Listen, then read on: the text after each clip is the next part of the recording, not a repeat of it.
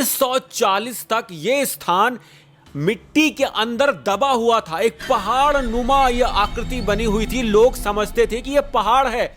जो मंदिर दिख गए लोगों को वो तो लूट लिए गए या फिर तोड़ दिए गए, परंतु जो मंदिर छुप गए वो बच गए। उसको लोकल लोग बोलते हैं कि वो भीम का गदा है। तो सोचिए, अगर यहां पे अश्वत्थामा जी की मणि होती तो उसके साथ अंग्रेज क्या करते। मणि को पहले ही कहीं और छुपा दिया गया था। और एक बात और, ये भारत के सबसे प्राचीन पिरामिडों में से एक है। जो सर्वे करने वाले आए थे वो ही मानते हैं कि ये पिरामिड 3 से 4 हजार वर्ष पुराने हैं और इसके अंदर जो है वो तो और भी पुराना हो सकती है। ऊपर देखते हैं ऊपर क्या है।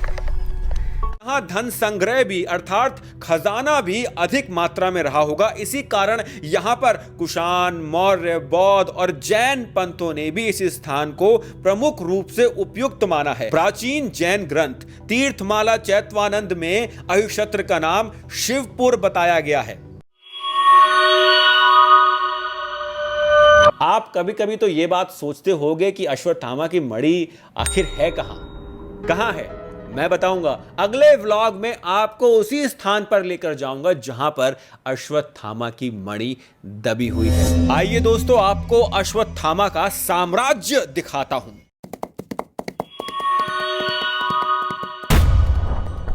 अश्वत्थामा जी के बारे में सब जानने की इच्छा रखते हैं।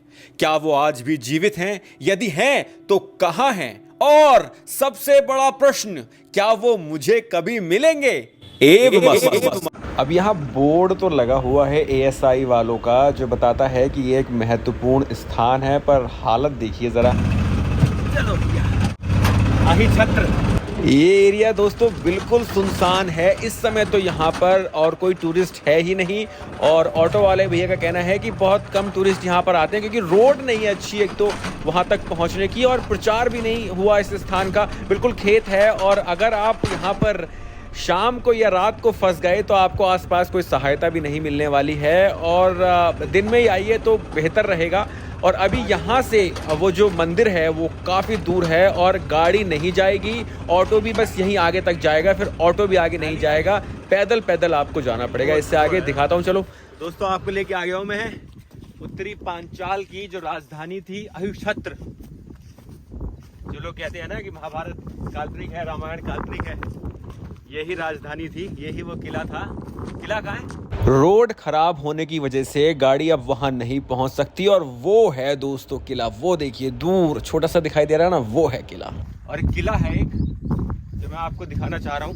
तो दोस्तों, अपने पिछले 5 व्लॉग्स में मैं आपको दक्षिणी पांचाल दिखा चुका हूं और उसके इतिहास से भी आपको अवगत करा चुका हूं। यदि आपने वो व्लॉग्स नहीं देखे हैं तो मेरा अनुरोध है आप वो व्लॉग्स भी जाकर देख लीजिए। इससे पहले वही व्लॉग्स हैं 5 व्लॉग्स। इस व्लॉग में मैं आपको उत्तरी पांचाल की राजधानी अहिक्षत्र के बारे में बताऊंगा और मुगलों की टूट फूट से और अंग्रेजों की लूट से जो कुछ बचा है वो आपको दिखाऊंगा। यहाँ पर पार्किंग तो लिखा हुआ है लेकिन गाड़ी का आने का रास्ता नहीं है यहाँ तक।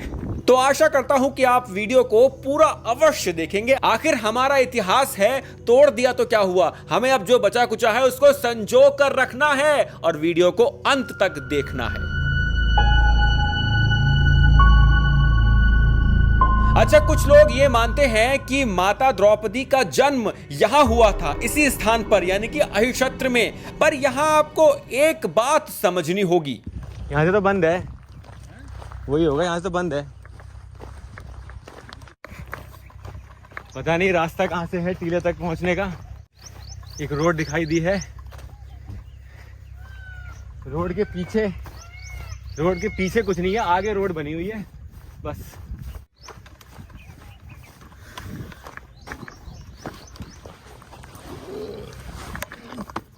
दोस्तों, महाभारत के सबूत ढूंढते हुए आ गया हूं मैं ऐसी वीरानी जगह पर जहां पर पीछे तो कोई रोड नहीं है, आगे रोड बनी हुई है। झंडा भी लगा हुआ है हमारा, लेकिन इस जगह के बारे में किसी को पता नहीं है। सच कह रहा हूँ, मुझे भी बड़ी मुश्किल से मिली है। मैं साथ लेके आया हूँ अपने एक मित्र को। एक किला वो है। अच्छा, कुछ लोग ये मानते हैं कि माता द्रौपदी का जन्म यहां हुआ था, इसी स्थान पर, यानी कि अहिक्षत्र में। मैं किसी को ये नहीं बोल रहा हूं कि वो गलत है, पर मेरी भी एक बात समझने की कोशिश कीजिए। कौरव और पांडवों ने अपनी शिक्षा पूर्ण होने के बाद पांचाल पर आक्रमण किया था गुरु द्रोण के कहने पर, और उसको 2 भागों में बांट दिया था। उसके बाद यज्ञसेन अर्थात राजा द्रुपद ने प्रतिशोधवश भगवान शिव को प्रसन्न करने के लिए यज्ञ किया था। हर जगह ये लिखा हुआ है, हर जगह ये लिखा हुआ है कि ये संरक्षित स्मारक स्थल है, लेकिन हालत इसकी ऐसी है कि आप आ नहीं सकते यहाँ पर। अकेले तो बिल्कुल भी नहीं आ सकते, क्योंकि यहाँ पर जंगली जानवरों का भी बहुत खतरा है। रामनगर फॉरेस्ट से लगा हुआ एरिया है ये, और ये पूरा फॉरेस्ट ही है जहाँ मैं जा रहा हूँ अभी। बस भगवान राम का नाम लेके चल रहा है। शुंडाकार संरक्षणा मंदिर, ये दोस्तों शुंडाकार संरक्षणा मंदिर। तो ये यज्ञ तभी हुआ होगा जब पांचाल को 2 हिस्सों में बांट दिया होगा, क्योंकि ये यज्ञ द्रोणाचार्य से बदला लेने की भावना से किया गया था। तो ये यज्ञ अहिक्षत्र में तो हो नहीं सकता था, क्योंकि अहिक्षत्र तो वो हिस्सा था जो गुरु द्रोण के पास चला गया था और जिसके राजा अश्वत्थामा बन गए थे।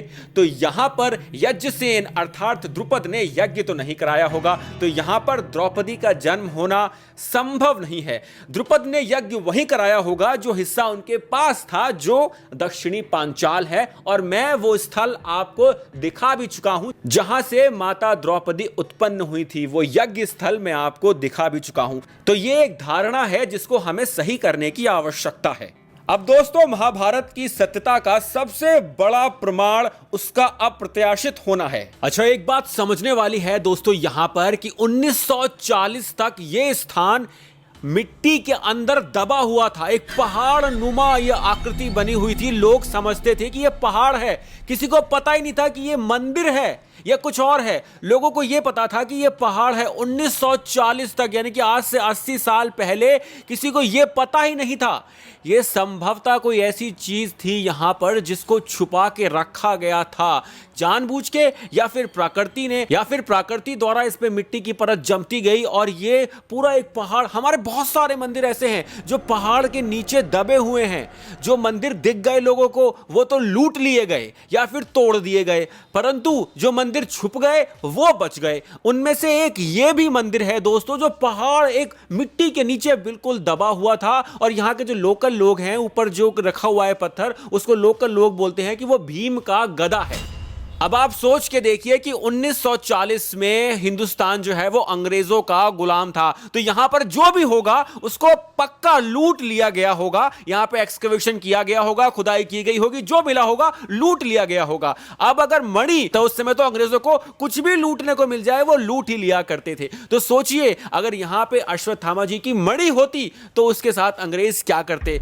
मणि को पहले ही कहीं और छुपा दिया गया था। कहां छुपाया था अगले व्लॉग में बताऊंगा। पहले ऊपर चलते हैं। लोकल्स का मानना है कि ऊपर भीम की गदा है। अब देखते हैं कि भीम की गदा है या कुछ और एक बात और, ये भारत के सबसे प्राचीन पिरामिडों में से एक है। जो सर्वे करने वाले आए थे वो ही मानते हैं कि ये पिरामिड 3 से 4 हजार वर्ष पुराने हैं, और इसके अंदर जो है वो तो और भी पुराना हो सकता है। मतलब किसी स्ट्रक्चर पर ये पिरामिड बने हैं और इसे देखने कोई नहीं आता। अभी पिरामिड जो विदेश में बने हुए हैं उनको पैसे खर्च करके लोग देखने जाते हैं। बिल्कुल मेरे वीडियोस की तरह हो रहे हैं पिरामिड, देखता कोई नहीं, मेहनत और महत्वपूर्णता पूरी लगी है। चलिए ऊपर देखते हैं ऊपर क्या है।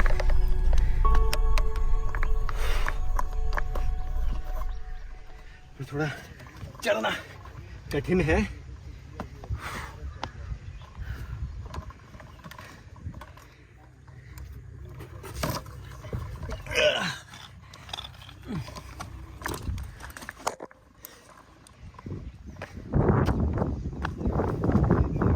हाँ जी, तो इस समय मौजूद हूँ मैं बहुत खतरे लेकर जंगल के बीचों बीच से, क्योंकि रामनगर फॉरेस्ट यहाँ से जुड़ा हुआ है। तो किसी ने मुझसे कहा था कि शेर बाघ का खतरा हो सकता है, पर मैंने कहा कोई बात नहीं, दिखाना है, आना है, एक बार तो अवश्य आना है। ये एक शिवलिंग है जहाँ पर मैं खड़ा हूँ। ये उत्तरी पांचाल की राजधानी थी अहिक्षत्र। अहि का मतलब होता है सर्प, छत्र का मतलब होता है छाया, सर्प की छाया इसका जो पर्यायवाची बनता है। ये है एक शिवलिंग। अब तो ये बहुत हजारों साल पुराना है और अब तो ये काफी हद तक खत्म हो गया है। समझ लीजिए कि मंदिर का यही हिस्सा है जो बचा है और ये 65 फीट ऊंचा मैं खड़ा हूँ। एक पिरामिड आकार ये मंदिर है और 65 फीट ऊंचे मंदिर पे मैं इस समय खड़ा हुआ हूँ। आसपास हर जगह बस जंगल है और कुछ नहीं है। इस पिरामिड के ऊपर एक बहुत बड़ा पत्थर रखा हुआ है जिसे यहाँ के जो लोकल्स हैं, स्थानीय लोग ये बोलते हैं कि ये भीम जी की गदा है, परंतु ये गदा नहीं है। मुझे ऐसा नहीं लगता कि ये भीम जी की गदा है। मुझे ऐसा लगता है कि ये बहुत विराट शिव मंदिर रहा होगा जो एक संपन्न राज्य की राजधानी होने के कारण एक शक्तिशाली पावर सेंटर को दर्शाता होगा और यहां धन संग्रह भी अर्थात खजाना भी अधिक मात्रा में रहा होगा। इसी कारण यहां पर कुषाण, मौर्य, बौद्ध और जैन पंथों ने भी इस स्थान को प्रमुख रूप से उपयुक्त माना है। प्राचीन जैन ग्रंथ तीर्थमाला चैतवानंद में अहिक्षत्र का नाम शिवपुर बताया गया है। वंदे श्री कर्णावती शिवपुरे नागद्रे नादके, जो यहां पर शिव मंदिर और शिव भक्तों के आधार को दर्शाता है। अच्छा, महाभारत में जब माता द्रौपदी के चीरहरण की घटना घटित हुई तब अश्वत्थामा दरबार में उपस्थित नहीं थे और माना जाता है कि अश्वत्थामा उस समय अपने राज्य की राजधानी अर्थात अहिक्षत्र अर्थात ये स्थान इसी स्थान पर थे और राज्य कार्य में व्यस्त थे। असल में उत्तरी पांचाल कुरु का ही एक सहायक राज्य था, हस्तिनापुर के अधीन था और हस्तिनापुर की आज्ञा के बिना कोई भी निर्णय नहीं ले सकता था। परंतु हिमाचल की तलहटी से चंबल नदी तक फैला यह क्षेत्र बहुत ही समृद्ध और संपन्न राज्य था। महाभारत के भी बहुत सारे वर्जन्स हैं और सब में थोड़ा बहुत अंतर आपको मिलता है, परंतु मुख्यतः सभी का विवरण लगभग एक सा ही है। अच्छा, एक बहुत ही इंटरेस्टिंग बात है, शतपथ ब्राह्मण में पांचाल का नाम परिचक्र भी उल्लेखित है, जिसका अर्थ यह है कि इस नगरी का आकार चक्र के समान वृतुल रहा होगा। अब बिना द्रोण कैमरे से उस समय यह कैसे पता चला? ये इसी बात को दर्शाता है कि विज्ञान उस समय कितना अद्भुत था। अब महाभारत के युद्ध के बाद 36 वर्ष पांडवों ने हस्तिनापुर पर राज्य किया, तो संभव है कि उस समय माता द्रौपदी यहां आकर रहने लगी हो, क्योंकि ये पांचाल का एक हिस्सा था। माता द्रौपदी पांचाल नरेश की पुत्री थी, तो यहां उन्हें घर जैसा लगा करता होगा, तो संभव है कि वो यहां आकर रहने लगी हो, जिससे कि यहां के जो लोकल्स हैं उनमें यह धारणा बन गई कि माता द्रौपदी का जन्म इसी स्थान पर हुआ था। तो दोस्तों, ये था अश्वत्थामा का साम्राज्य। यहां दिखाने को अधिक कुछ बचा नहीं है। यहां अश्वत्थामा जी का राज्य हुआ करता था। यहां पर अब अधिकतर इतिहास के ऊपर इतिहास लिख चुका है और महाभारत कालीन यदि कुछ इस स्थान पर अब बचा है तो बस ऐतिहासिक मान्यताएं ही हैं। और एक ये मंदिर है जिसे कुछ लोग यहां पर भीम की गदा के रूप में भी जानते हैं। अश्वत्थामा मणि लेकर पैदा हुए थे और भगवान शिव के आंशिक अवतार थे। आखिर उस मणि का क्या हुआ? उत्तर पांचाल की राजधानी अहिक्षत्र दक्षिणी पांचाल की राजधानी कांपिल्य से तकरीबन 108 किलोमीटर दूर बरेली के आंवला तहसील में स्थित है और दिल्ली से यह स्थान 270 किलोमीटर दूर पड़ता है। यहां पर आने के लिए आपको दिल्ली से बहुत सारी बसेस मिल जाएंगी, बरेली छोड़ देंगी, बरेली से आप यहां आ सकते हैं। और यहां पर गर्मी बहुत होती है, तो आप ठंड में आएंगे तो बेहतर होगा। रहने के लिए आपको होटल्स मिलेंगे बरेली में। मैं बरेली में रुका नहीं, मेरी कार खराब होने की वजह से मैं किसी कारणवश यहां से हल्द्वानी निकल गया था। पर यदि आप यहां आते हैं तो बरेली में आप स्टे कर सकते हैं, आपको होटल्स वहां पर अच्छे खासे मिल जाएंगे। आशा करता हूं कि आपको यह व्लॉग पसंद आया होगा। उत्तरी पांचाल की राजधानी अहिक्षत्र पांचाल के 6 व्लॉग्स में आपको दिखा चुका हूं। आगे चल के मुझे कुछ और ज्ञात होगा तो मैं आपको बताऊंगा। अगर यह वीडियो अच्छा लगा है तो आपको लाइक, कमेंट, शेयर अवश्य करना है। बहुत ही अच्छा लगा है तो आप फाइनेंशियली मेरी हेल्प भी कर सकते हैं। बैंक अकाउंट नंबर है, ये मेरा UPI पेटीएम है। और अगर आप नहीं भी कर पाए और वीडियो यहां तक देख ली तो आपने मेरी ऑलरेडी बहुत हेल्प कर दी है। लिख दीजिए कमेंट सेक्शन में हर हर महादेव।